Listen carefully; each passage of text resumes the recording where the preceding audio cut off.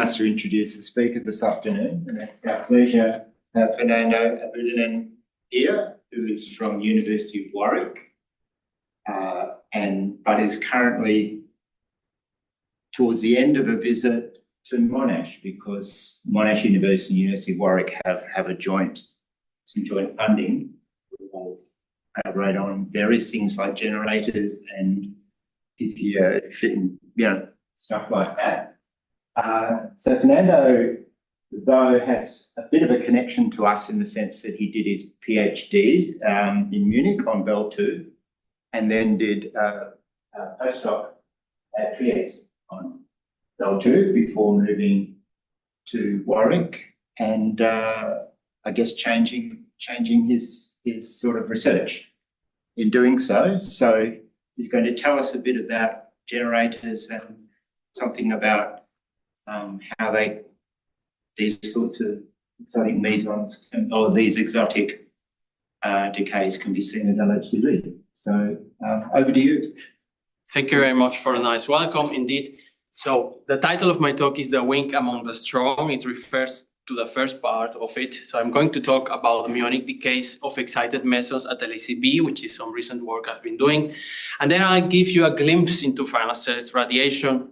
It's a work that I am advancing while I am here in Australia. So as I said, my talk has two parts. In the first one, where I will introduce the weak decays of excited mesons, I'll quickly introduce what I mean with rare hadron decays. I will quickly introduce you to the emerging anomalies that we have, the so-called flavor anomalies, and their current interpretation. Whether we can have possible new inputs from these decays of excited mesons into muonic final states.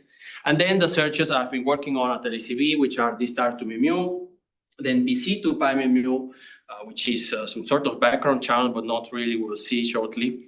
And then B star to mu. And then the second part of my talk will be devoted to the work I'm advancing here in Australia, which is this QED final state radiation simulation. I'm quickly introduce you to what the simulation is actually doing, the theory, the underlying theory in a nutshell, just very briefly. And then the work I'm doing on the Vinci QED generator, its validation performance, and what I see as next steps. So let me start the talk saying that, as you all know, so the Standard Model is a very successful theory describing 3 out of the 4 fundamental forces we know in nature. And it is successful in describing thousands of measurements over all probed energy ranges. However, we know from cosmological observations and also from some intrinsic questions that the Standard Model leaves open that it cannot be the full story. So it's probably an effective theory that works in the ranges we have probed so far, but it's maybe missing something at higher energy scale. So the holy grail of experimental particle physics is to find signatures for dynamics beyond the Standard Model. And in collider physics, we have basically 2 approaches. One is this so-called energy frontier, where we look for non-Standard Model particles produced directly in the collisions, or the so-called intensity precision frontier, where we basically study precisely processes at low energy scales that are either known or expected. And we basically do indirect quantum probing of the non-Standard Model particles, because they will, I don't know why, sorry, 1 second, this is hide video panel. Why is it? Just give me a second. I don't like that this is hiding the... Probably on both.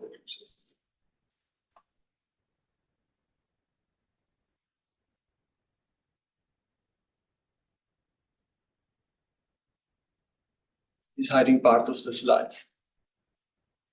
But okay. Might be able to just carry on. Okay, well, drop out of full screen mode in order to make that go away, and then drop back into it.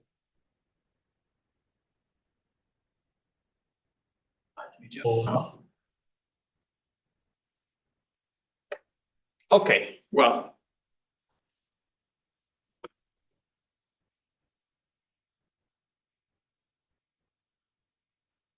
Excellent. Thank you very much.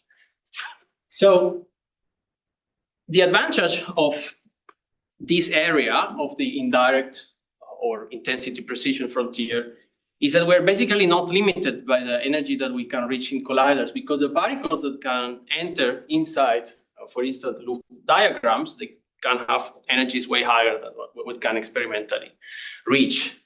And in the last decades, it seems that we have not collected evidence from non-standard model physics in the high energy frontier. So it looks like this indirect probing is among the most promising for the next decade, and so on. And weak interactions of quarks offer rich opportunities to search for standard model extensions. And in particular, I'm going to focus on rare charm and beauty decays. And what I mean with rare are processes that happen through flavor-changing neutral currents. So they happen through these sort of loop diagrams in the standard model. That means they are forbidden at lowest order in perturbation theory. And they are suppressed also by the fact that you have weak couplings with off-diagonal CKM elements. So this is the quark flavor mixing matrix, and also by the Jim mechanism. The Jim mechanism basically means that you can have loops with different mediator quarks here inside. And so if you have various loops with different mediator quarks, they can interfere destructively. So you get an additional suppression factor due to that. These processes are sensitive to new contributions. You can pick up your favorite model that will basically contribute to the decays. And so these loop diagrams with new physics would basically alter the decay rates, CP asymmetries, or angular distributions. And so this means that these processes offer multiple tests of the standard model. The challenge is experimentally that they are rare, so they have branching fraction of 10 to the minus 6 or so. Interestingly, over the past decade, there has been an emerging pattern of discrepancies between the standard model expectations and the experimental observations associated with processes happening through a transition of a P quark into an S quark and to leptons.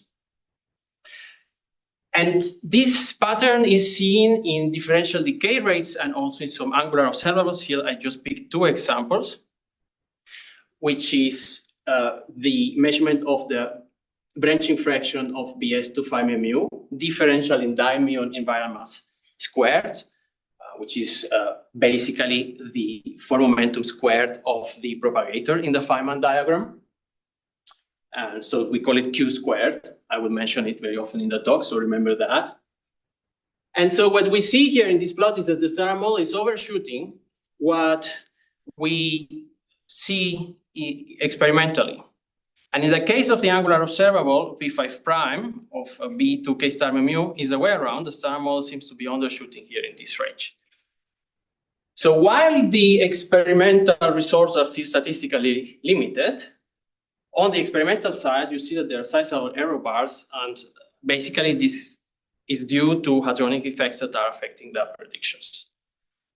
So how can we make sense out of this picture of anomalies? So a popular approach is that we do an effective field theory study, which means that so we integrate out the heavy degrees of freedoms that we have here in the loop diagrams. And so we end up with an effective field theory, a kind of Fermi theory with an effective coupling constant. And that means that we don't need to know exactly how the new physics looks like. If the standard model does not capture all the interactions and the particles that are contributing to the process, we will see a shift to this effective coupling, to this Wilson coefficient. And indeed, these B2SLL processes, they offer sensitivity to various effective coupling constants that we call Wilson coefficients, C7, the electromagnetic one, vector, axial vector, and also pseudoscalar. Wilson coefficients. So if you remember your particle physics lecture, weak decays usually have the B minus A structure vector minus axial vector. And I just picked a global fit to the data, a relatively recent one. Apologies if there is someone in the room working on this kind of global fits. I just took one that I found recently. And here you see basically the shift to the standard model Wilson coefficient, the vector one, and here the axial vector one. And what you see in the standard model, you expect that these shifts are 0, but the global fit to the data actually prefers a value that is away from it between 4 to 5 sigma. So how is it that we are not claiming new physics?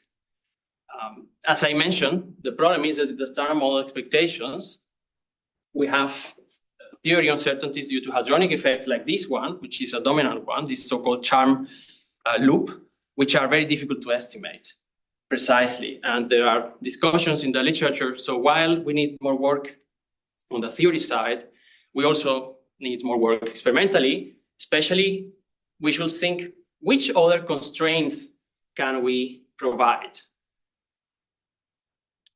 Let me quickly review the constraints that we get from the decays of the pseudoscalars into dimuon final states.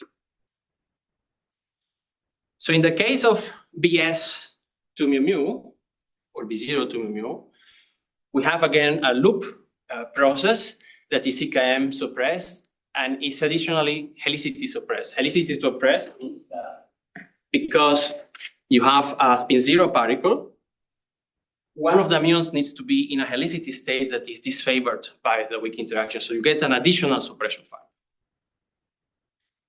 In this case, because we have a muonic final state, this is theoretically relatively clean and also experimentally clean. And indeed, this decays provide the strongest constraint on the axial vector operator C10. And they also constrain possible pseudoscalar contributions. So Bs to mu mu has been observed. And if you take the combination Atlas, CMS, LHCb with more than 5 sigma significance, however, the results are still statistically limited. And in the case of B0 to mu mu, this is the Cavivo suppressed one, which you will see in the measurement as a kind of satellite peak, as you see here. So this is not yet observed, but it seems that with round 3 data is in reach. If we go to the charm case, which is an interesting one, so it's a different system, but we can also study these decays. They are loop CKM and similarly helicity suppressed, with the difference that in the charm sector, the GIM suppression is more effective because the difference in the quark masses here that are inside the loop, the differences are smaller with respect to the case that we have in the B scenario where the top quark basically dominates. So due to this GIM suppression, in this case, we have expected branching fraction of 10 to the minus 18. However, these processes can receive long distance contributions from D0 to gamma-gamma transitions. These are also difficult to estimate theoretically, so usually people take limits from Bell, where you have branching fractions of D0 to gamma-gamma limits, and so basically the expectations that level 10 to the minus 11. Experimentally, the strongest upper limit is at LHCb with 10 to the minus 9. So now you may think, okay, these are the decays from the pseudoscalars. What if we consider the decay of the excited mesons? So the vector ones, the spin 1 mesons, with the same quark-antiquark components. In principle, these decays can happen with the same Feynman diagrams, with the difference that because we have a spin 1 initial state, we don't have the helicity suppression. And so these decays can provide complementary constraints to almost all operators, so vector, axial vector, tensor operators. But since these ones, the axial vector and the tensor ones, they are already strongly suppressed, highly constrained by the pseudoscalar decays. So these decays, if we would be able to study them precisely, would provide an independent constraint on C9, which is the one that seems to be driving the flavor anomalies. Good, so they are not helicity suppressed. That means they have larger partial widths with respect to the pseudoscalar decays.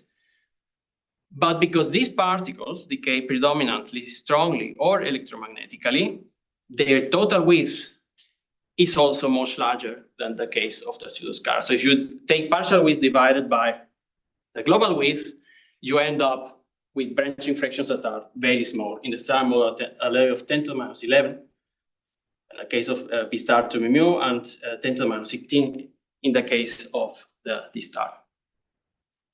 Now you may think that at the LHC we have a very high production of this kind of particles, so we could look for it. But the problem is that these particles decay immediately. So they don't have a flight distance, and that means that they decay basically at the collision point. And so experimentally that's very challenging because you can have random combinations of particles coming from that collision point, especially at proton-proton machines. And so my work has been to study experimental techniques to suppress this background. Before I go into the actual searches at LHCb, let me show you that other experiments have been interested in this kind of searches. Here, BEST3 in Beijing has looked for the star decay into INU, the stars of S. And in this case, we have a charge current, so it's not a highly suppressed mode. The zeta suppression is not as high as for the flavor chain neutral current. And interestingly, BEST3 has kind of accumulated evidence at the level of 3 sigma for this decay. So let's see with the upgrades how far they can get. And the CMD3 experiment in Novosibirsk has searched for E plus E minus in collision producing the star. They also did not observe signal, so they set a limit at the level of 10 to the minus 6. So the bottom line is, we have not observed so far the weak decay of a particle that usually decays strongly or electromagnetically. And this leads me to the bulk of my talk, which I titled Searching for the Weak Among the Strong, because I'm looking for these weak decays among the dominant strong decays of these excited mesons. And this is a work that we started with the Monash-Warwick Alliance, together with Ulrich Egede and Tim Gershon and Tom Blake. And before I show you the searches, let me just quickly introduce the LHCb detector. Some of you may know it. So it's a forward arm spectrometer at the LHC, which is designed to study precisely the properties of beauty and charm hadrons. It's got a vertex locator, an upstream and a downstream tracking system, rich detectors for particle identification, a colorimeter downstream, and also a muon chamber. It has excellent impact parameter and vertex reconstruction capabilities, as well as track reconstruction capabilities, momentum resolution, also very good particle identification capabilities. So now if we will look into dimuon pairs produced promptly at LHCb, this is what we will see. So this is the dimuon mass spectrum from a dark photon search. And if you're interested in the ranges where the D star or the B star will be, you are in these places, and you see immediately that we are background dominated there. And if we will do a search with this data, you can do a back of the envelope calculation before. Say if you will normalize to J psi to mu, and so you do some assumptions based on previous measurement. You end up with a sensitivity at the level of 10 to the minus 11, which is not too bad, or 10 to the minus 10 for the B star.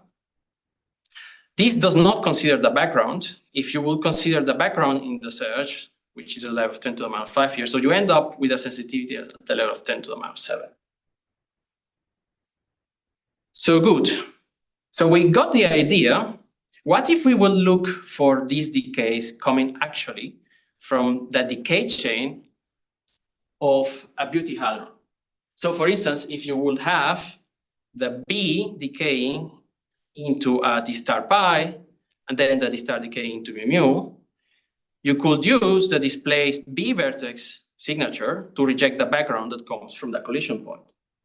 And indeed, if you look into previous measurements of the branching fraction of B2 pi mu mu, so this is the differential branching fraction in terms of Q squared, the dimuon divided mass squared, remember?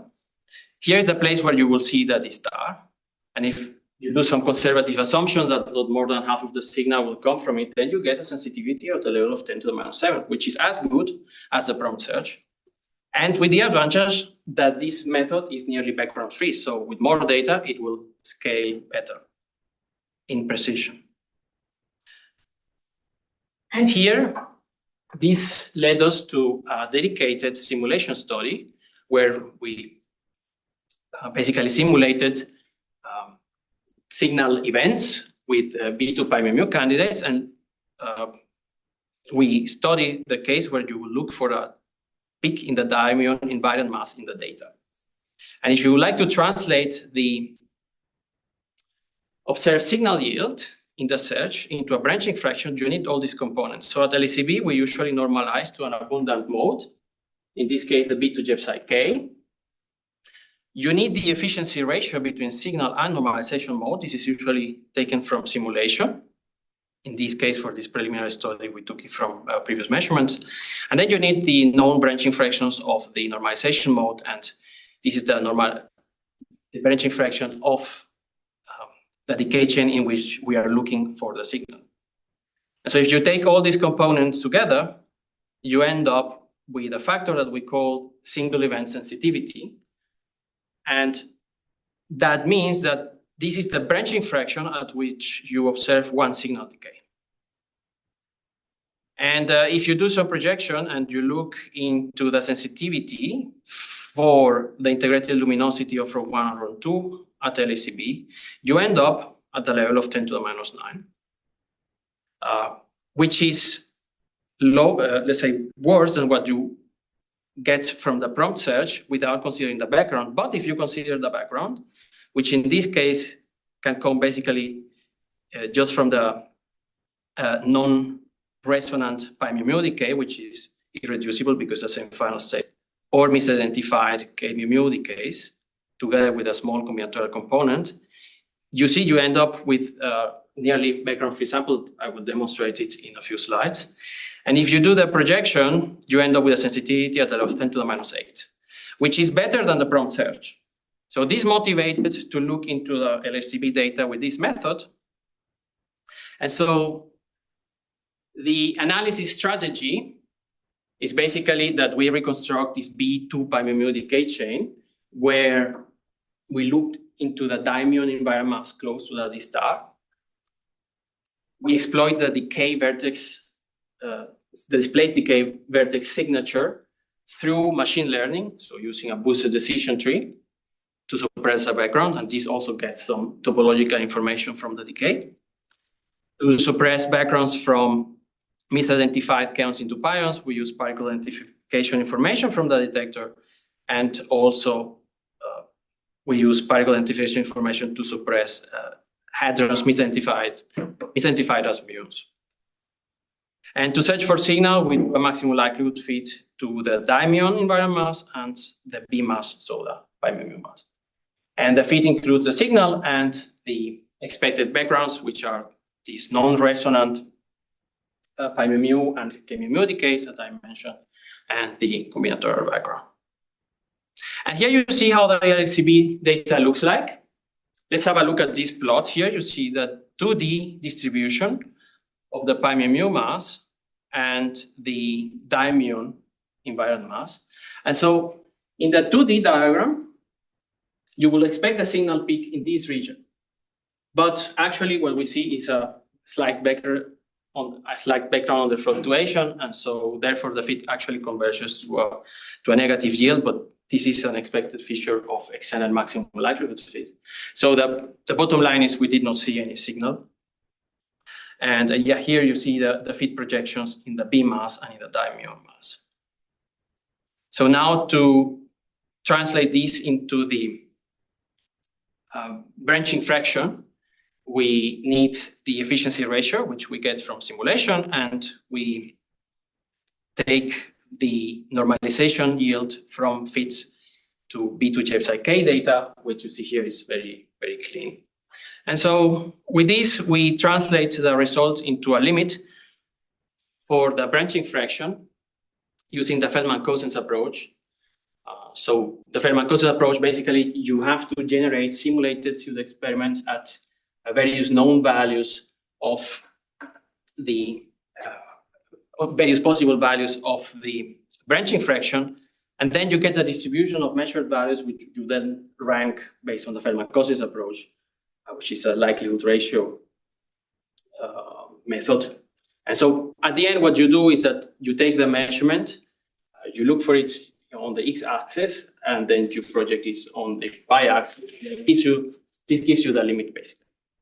And yes, this is at the level of 10 to the minus 8 for this search, which is the most stringent upper limit. It's better than what CMD3 reached in E plus, E minus collisions.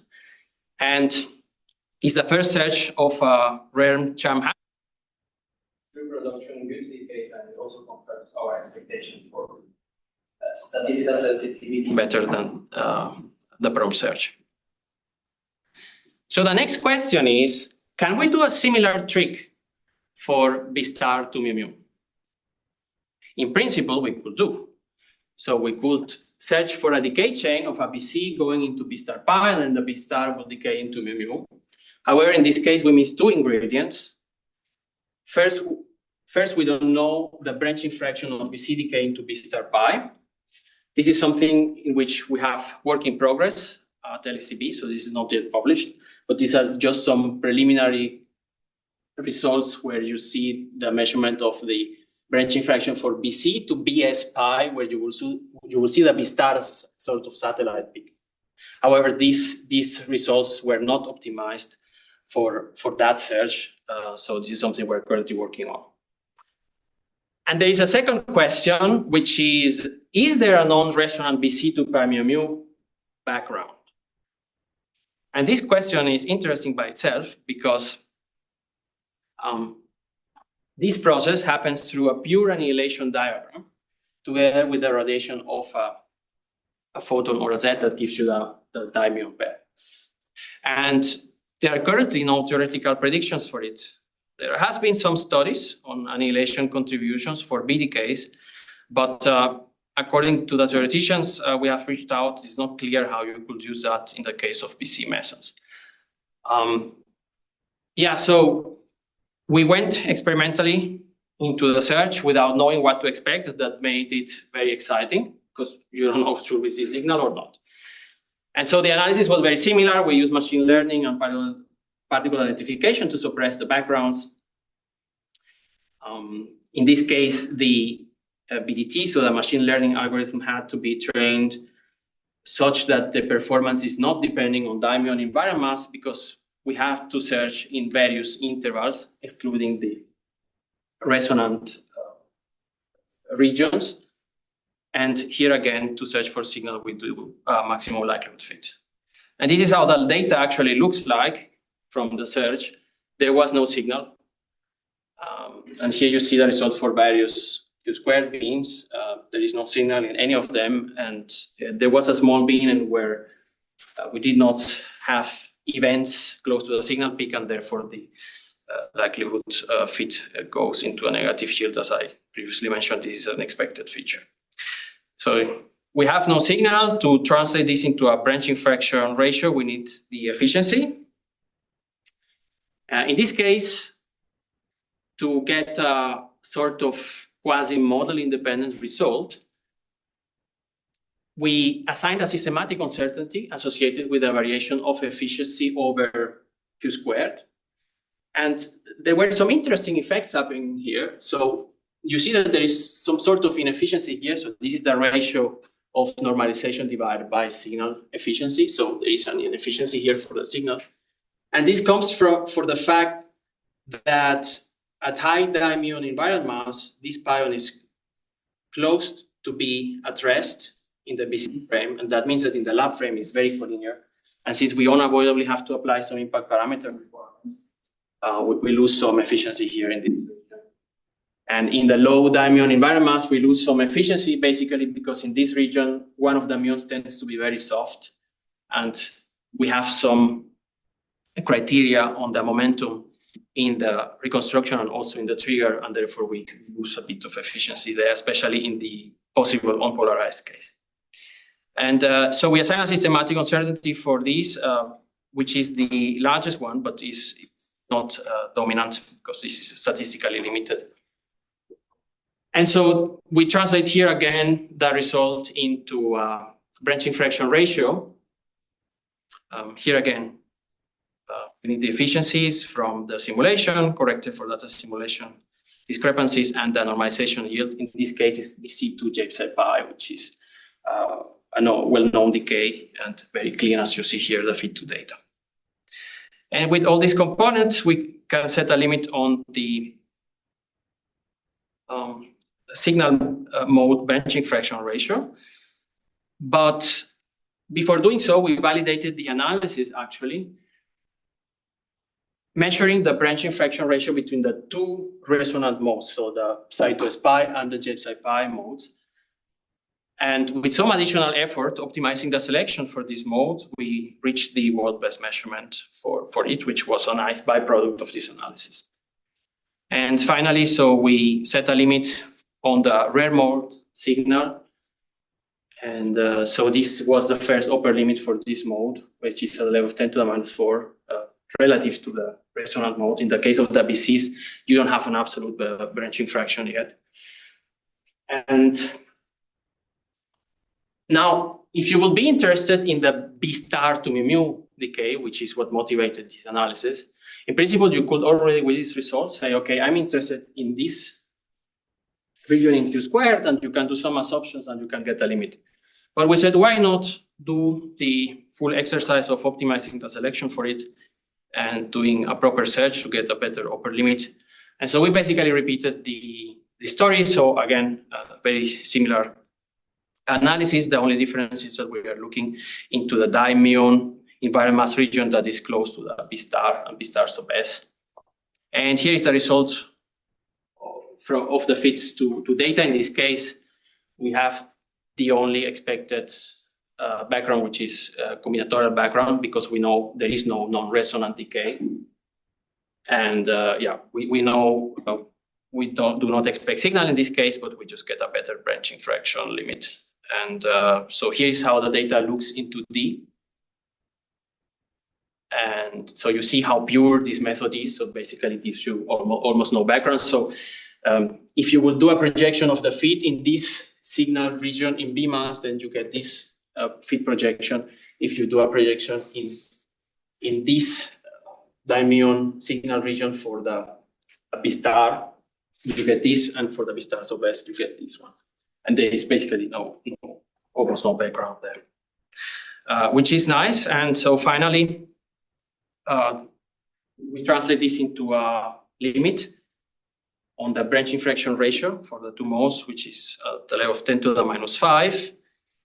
And so this is not the full story. The very final bit of the story for this analysis is that we want to translate this into an upper limit for the actual B star to mu, so not for the ratio. But for this, we miss the ingredient that I mentioned at the beginning, which is the branching fraction ratio of this process, which is something we are currently working on. But you can already do a very rough approximation, saying, okay, this should go as the CKM coefficient ratio squared, and then you end up with a result of 10 to the minus 7, or 10 to the minus 6 in the case of the B star, which is Cabio suppressed. And so this is basically the first study for this kind of decays, which was very interesting at LHCb. And this brings me to the second part of my talk, which is the work that I'm doing right now here in Australia.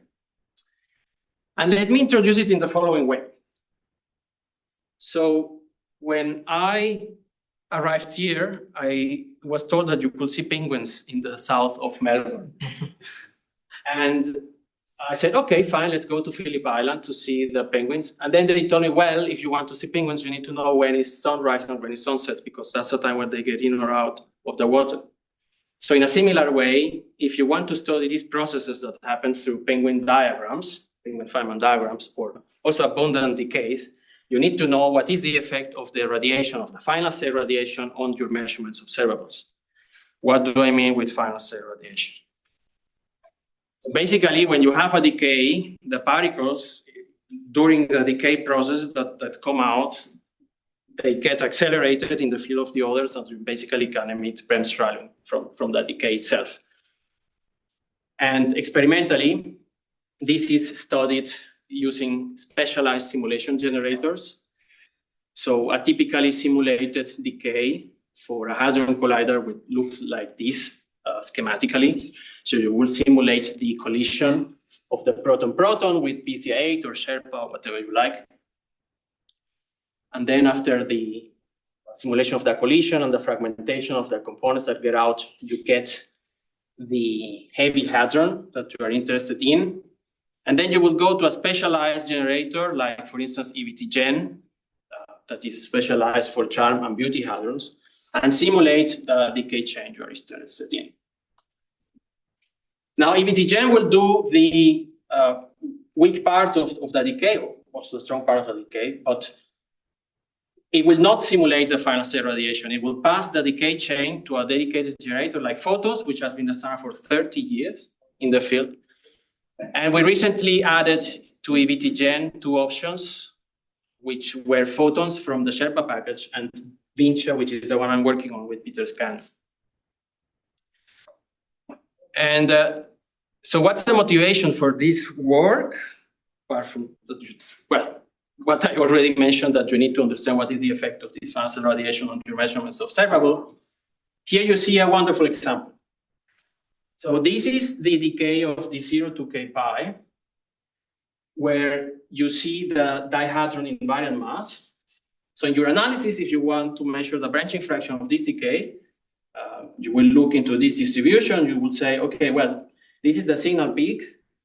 You have some resolution effect, and I cut that plus minus 3 sigma. And then I calculate the efficiency, and then at p factors, you know the number of B mesons that you produce, or at LHCb, you normalize to something. But if you apply a cut here, you see there is this so-called radiative tail. This is because experimentally we do not recover the radiation from this Bremsstrahlung I mentioned, so the final state radiation. And so you end up with some signal that is out of your selection requirements. And if you have an uncertainty in the simulation of this tail, this enters as a systematic uncertainty in the measurement of your efficiency. And then this will enter as a systematic uncertainty of your branching fraction, which in this particular example is the dominant systematic uncertainty. So if you don't improve the simulation of that, you don't improve here. So this is on the physics side. There is another point on the physics side, which is that you would like to study some interference effects that I will say something about in the last slide. And you have a second part, which is the technical part. These generators that are in the market, they are written in some old code that is not thread safe. That means that you cannot easily use it for multi-threaded processing, which is what Atlas and the big experiments, LHCb as well, are highly going into to save resources. And if you do a test with EVT-Gen here, I will later explain this kind of plot, but this is just shows you that if you, so this is an ideal curve, let's say ideal line of speed up with multi-threaded processing. If you do not have final state radiation, you get very close to it. If you switch on the final state radiation simulation with photons, then basically you get limited, but the speed up that you get is not optimal. So you have two motivations for this work. Now let's go into the physics. What are these simulation generators doing? So they rely on the fact that you can approximate the decay rate with radiation as a product of the decay rate without radiation, so Born level, times a correction factor that depends on the phase space of the photons. So what the simulation is actually doing is say, okay, I calculate this correction factor, I use it for what they call accept reject, and then I add a photon to the simulation based on the probability that I get from this factor. How does this factor look like in the theory? Here I just took a super oversimplified example of a neutral scalar decaying into E plus E minus. And you will get an expression like this. So where you have some terms that are called iconals, they basically diverge when you have a very soft photon, so where the photon energy goes to 0, or when it becomes very collinear with your decay axis. Or you have collinear terms that basically diverge when your photon is collinear. It can be very hard. So each generator has a different approach. So photons, which has been the standard for the last 30 years, works in the collinear limit, so focuses on this part of the expression. You have the soft limit approach, which is the basis of Warwick, basically focus on these iconals. And then we have Vinci, which is the new thing we're working on, basically taking all the singular terms. So just to say a few more words on these simulation generators that are on the market. So Photos works in the collinear approximation, but to correct for this soft photon, soft interference effect, it applies an universal correction weight. Also to account for the fact that you can have different spins in your final state. Photos assumes by default that the decay processes are spin 1/2, so they need to correct for it. And in some particular cases, Photos, so the authors did the exercise of calculating by hand the full next leading order matrix element, and then they correct for it. And this is the case for scalar into scalar decays. In the case of the YFS algorithms, so by default, they take soft interference effect into account because this is integrated in the YFS approximation. But this relies on scalar QED. So to get the spin effects right, they apply matrix element correction as an to leading order. And then we have Vincia, which is the new generator, which is based on a parton shower evolution technique, actually, using this antenna approximation for the radiation. So parton shower means that you have an evolution in the energy scale, and then at each point in the evolution, you would calculate this antenna factor and accept reject photons during the simulation. So this takes the soft interference effects into account and is not limited to scalar QD because it's integrated in the procedure itself. So the work we are doing right now is that we are integrated the matrix element corrections. This is the missing bit. If you would like to study, let's say, more accurately the processes, as in some cases the other generators do, you need these detailed corrections. And this is work mainly done by a PhD student of Peter Scans, with which I collaborate. So let me just quickly explain what we are doing there. So basically, we are using this fine rules package, which gives you a way to express the full Lagrangian together with the particles that can interact in the processes. And so this gives you an output file that can be read then by MatGraph, and MatGraph does then the calculation of the Feynman diagram. So MatGraph basically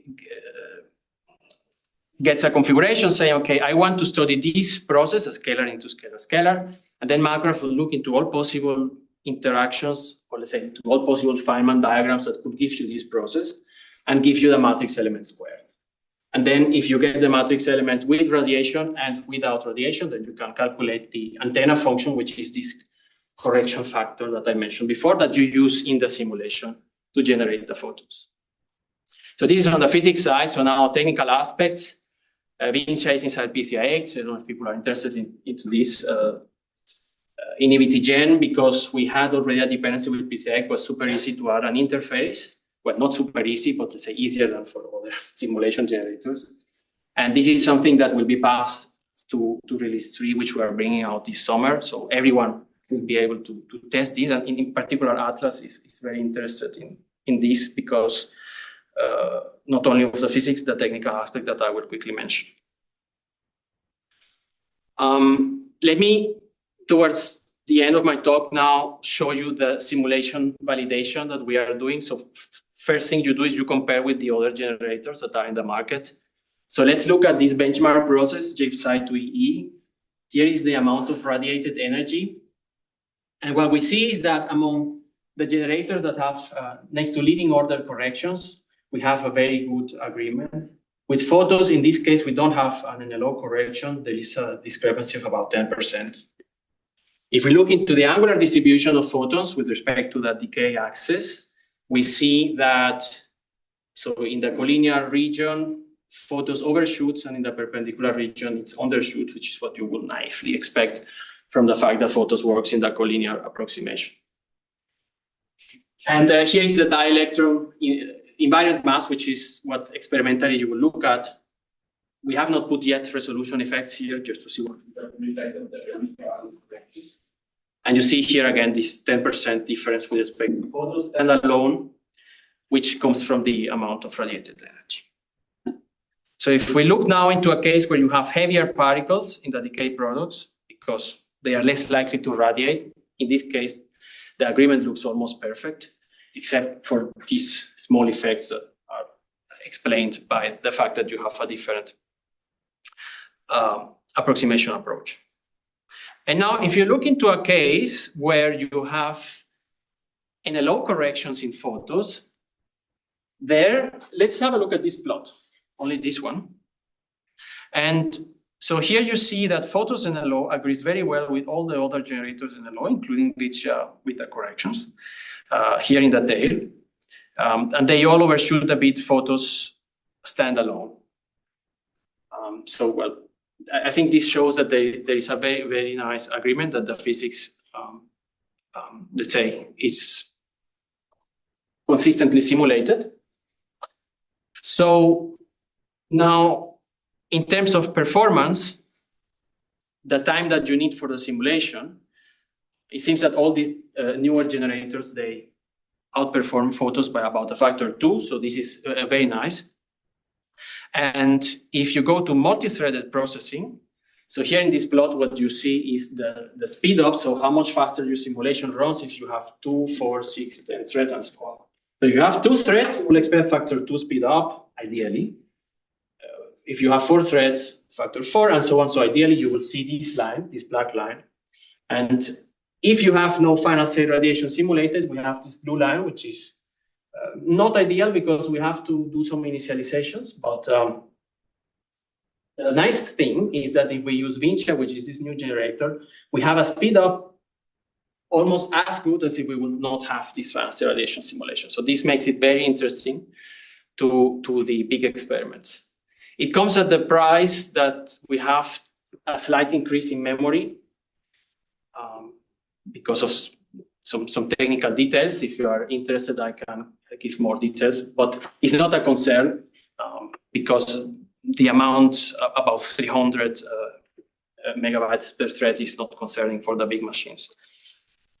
And so it looks very nice. And so in terms of next steps, what do we want to do?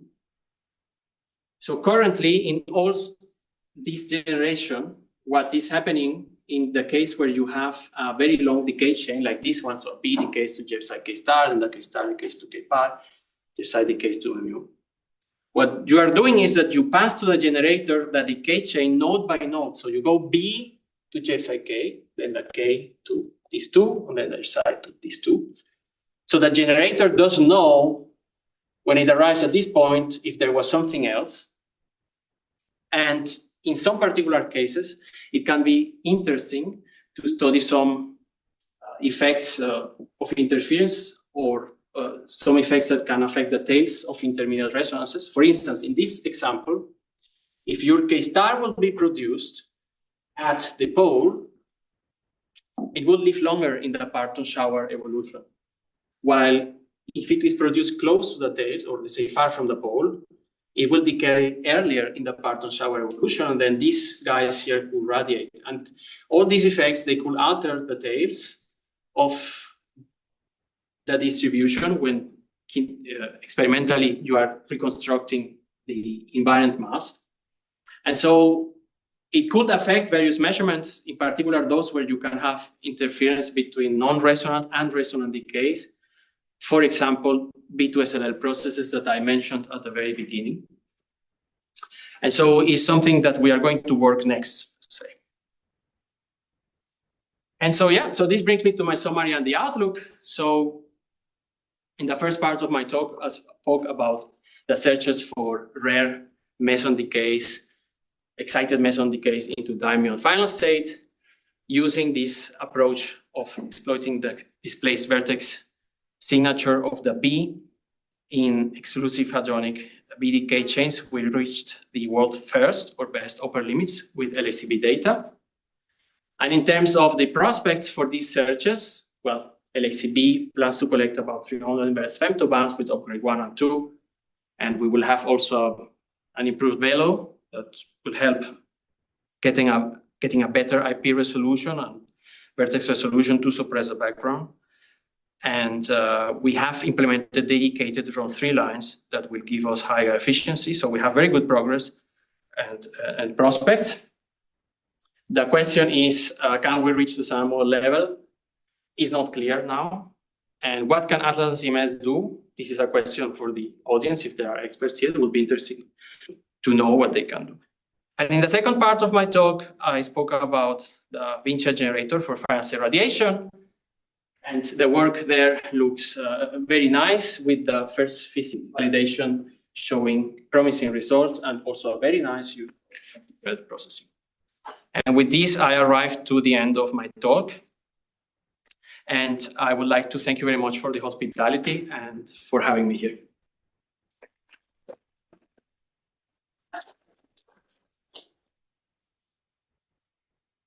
All right, questions? Yeah, so you have the real emission of the photons. So how about virtual corrections? Does Vincia include them, or how do they include it? So that's a very good question. Right now we are working on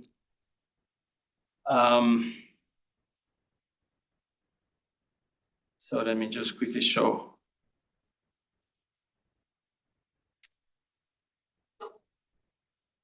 So right now we're working on basically 3-level corrections to the process. Mm-hmm. What you do is that you set a cutoff in the simulation. Yeah. And so there is some correction for virtual correction that can happen below the cutoff. So this is included in the simulation. Okay. Now the exact details how that is done, I will need to consult with Peter, but I know that we do. You're working on that. Yeah, I know that we do. Can I ask one more question? Yeah, please. So you basically show the difference between what Sherpa or photon clusters and then Photos, the old one, and Vincia, but they all included slightly different terms. So I'm a little bit, it's interesting to see that they agree so well, despite basically Vincia includes both corrections there, and then it is very linear limit. Well, the thing is that in this case, in particular here, right? So from the physics point of view, you have scalars, so you don't expect that you need to apply spin correction. So the iconals alone, they should give you a good result already. Now, in case of photos, as I told you, they apply a correction weight for it. So they it's not that they completely neglect it. They apply a universal correction weight, but that is not as accurate as when you do the full exercise of calculating the matrix element. Okay. How does this uncertainty, which emerges at the level of the event generator, propagate into uncertainties in experimental measurements? It's a very general question. Do they propagate? I guess is the question. Yes, of course. I mean, that's what I meant in this slide. So there are various ways how this could enter. The most simple one is when you calculate efficiencies. So if you make, for instance, a cut here, and you have some missing signal events on the tail. If the tail is heavier, your efficiency is lower. If your tail is less heavy, then your efficiency is higher. And so this difference in efficiency is a systematic effect. And this affects directly the measurement of redshift fraction. It's the cyst. Exactly. Minus, okay. No, this goes, in this case, in this case, to show it, the systematic effect that comes from a Francis radiation was singled out to show how important it is. So you see it's basically a dominant one. It enters also in other ways. It's the statistical error you see here, because Yeah. there's plenty of events, but unless you solve that, you don't gain by having lots more data. And it enters also in other ways. So if you are interested in angular distributions, then of course, so for instance, here you will see that this is the distribution of the photons, but you could also look at the distributions of the particles coming out of the decay, and there you could see slight differences. And so if you're interested in angular observables, for instance, you could have a difference. Although I think for rare modes, yeah, you can neglect it at this point, I would say. For these kind of abundant modes, then it's more important. Please. So I have a few questions since we're talking about the second half. Yeah. You made a statement about the FSR, that the photons can resolve resonances. Do you Yes. want to just go back to that slide and unpack the meaning of that statement a little bit? That means that this K star is charged in this example, can radiate by itself. Yes. Of course, it has a high mass, so it's different with respect to when one of these guys radiates. What I mean is that if you have different radiation patterns, whether the resonance is produced at the pole or far from the pole, will alter later down the stream in your, let's say, stimulation when you get the invariant mass, not from the true information on the K star, but from the invariant mass of these particles. Okay, so it's the technical question about how to manage the different stages of the simulation. Yes, correct. Right, so, I mean, things done internally within EVT Gen manage this by, I mean, it actually works sequentially, but it does everything effectively using density matrices, and so it recovers interference. But the point is that here the radiation is being done with an afterburner. Yes, and exactly. That's the problem. Exactly, but these afterburners, so Vincia, because it works in a parton shower evolution, if you let it know that there was a resonance in between, and because it knows where it is in, let's say, with respect to the pole, it can simulate the effects that you can have. Okay, so it's evolution aware. Because in terms of the radiated energy, so what means is that the evolution goes to the highest possible energy that you can, so the highest in Q squared, but Q squared here means the released energy. So the difference is that in this case, so imagine that K star will be produced close to the pole. So in the parton shower evolution, let's say will decay earlier, then, no, sorry, the way around, I got confused. So if you are close to the pole, it will live longer in the evolution. So it could radiate by itself for a longer time, while if it is produced far from the pole, then it will decay early, and then these guys will be the ones that will radiate. So the radiation will be from the. So let's say, I'm thinking a way to explain this better. As you mentioned, EVT Gen simulates the full decay chain propagating the spin density matrix. Now, Vincia doesn't have this information, but it knows the kinematic distributions of the particles that come out of the decay, and it will know what is the model that generated it. So it can know at which step in the evolution the radiation could have happened or not.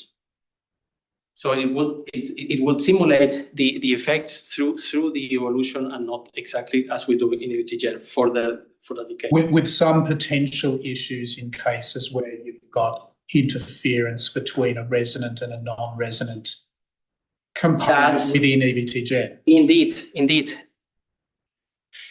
And that's a point that we are discussing right now, because the way you do it in EVT-Gen is that either you have a model that includes the interference, or you don't simulate the interference at all. So you just say, okay, half of the time I decay in the resonance decay, half of the time I decay in the non-resonant one, for instance.